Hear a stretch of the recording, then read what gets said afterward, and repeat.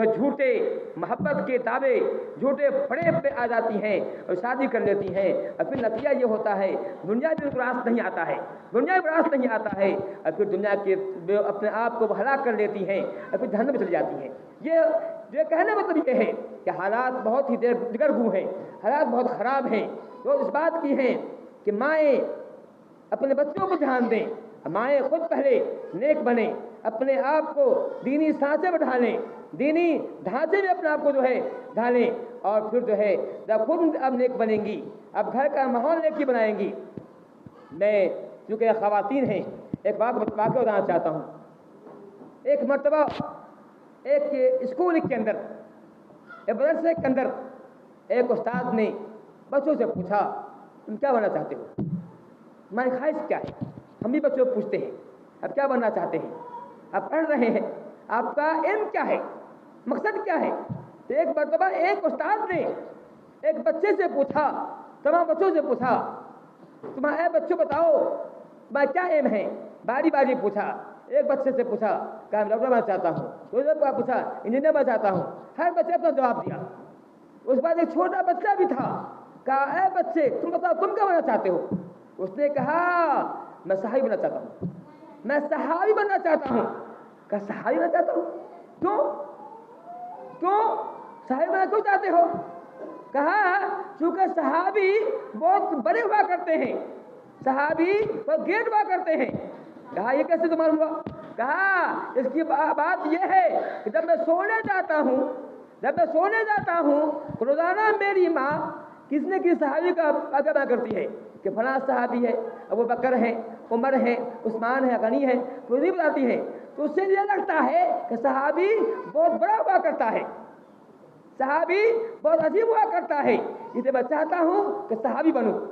دیکھا آپ نے ماں نے تربیت کی، ماں نے جب بچہ سو رہا تھا، سونے وقت میں اس نے کسی کی غیبت نہ کی کہ ہمارے یہاں کیا ہوتا ہے، ہماری مائیں کہتی ہیں فلاں سے بات نہ کرنا، فلاں سے کلام نہ کرنا، یہ ہوتا ہے۔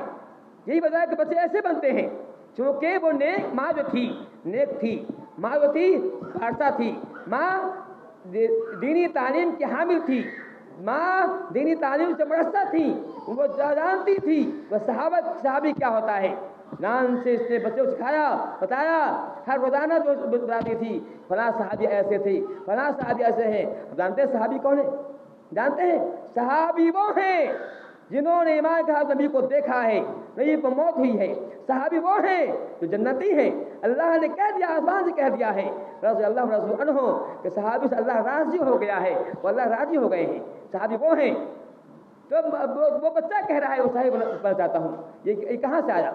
بچے میں یہ شوق کہاں سے آیا؟ جو گھر سے آیا ہے۔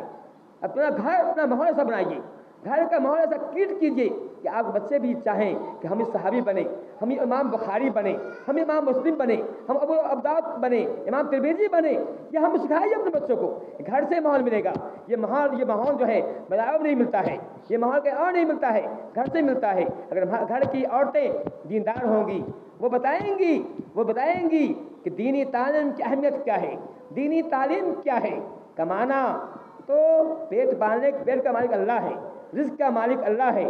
اب جہاں آپ پڑھائیں، اگر جو مقدر آپ کے مقدر میں ہے وہی ملے گا، زیادہ یا کم نہیں ہو سکتا ہے۔ لیکن جب دینی علم بچوں کو دیں گے، دینی تعلیم سے آراستہ کریں گے، تو بچہ آپ کے لیے دنیا کے اندر بھی نیک نامی کا باعث ہوگا، اور آپ کے لیے آخرت میں بھی نجات کا باعث بنے گا۔ تو اس بات کی ہے کہ ہم گھر اپنا پہلے خود نیک بنیں، خود اچھے بنیں، اب گھر کا ماحول اچھا بنائیں تاکہ ہماری بچیاں اچھی ہوں، ہماری بچیاں جو غیر سے بھاگ رہی ہیں ایسا نہ ہو، وہ جانیں کہ ہم میں ان میں کیا فرق ہے۔ ہم وہ ہیرے ہیں جس کا مقابلہ کوئی نہیں ہے، ہم وہ جوہر ہیں جس کا کوئی مقابلہ نہیں ہے، کہ اور جو ہیں یہ کیڑے ہیں، ہمارے مقابلے میں کیڑے ہیں، ہم کیڑے سے کیسے پیدا کر سکتے ہیں؟ ہم تو جوہر ہیں، ہم تو ہیرے ہیں، یہ سمجھیں گی جو ہے۔ تو کہنے کا مطلب یہ ہے کہ ہم اپنا دینی گھر کا ماحول دینی ماحول بنائیں۔ اللہ تعالیٰ ہمیں اس بات توفیق دے کہ ہم جو ہے نیک بنیں، اپنے گھر والوں کو نیک بنائیں۔ اللہ تعالیٰ عالمین۔